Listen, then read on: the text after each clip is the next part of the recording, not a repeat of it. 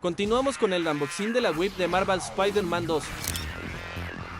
En pantalla estás viendo todas las piezas que contiene esta Wave, pero el día de hoy abriremos a Kraven el Cazador.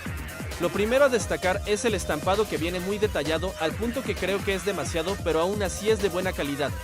Lo armamos. Y aquí lo tenemos. Siento que la impresión de la cara se ve pequeña con ese cabello, pero no luz mal. Que traiga el cuchillo y la lanza, siento que le dan mucha presencia y son buenos accesorios para esta pieza. ¿Cuál quieres que abramos ahora?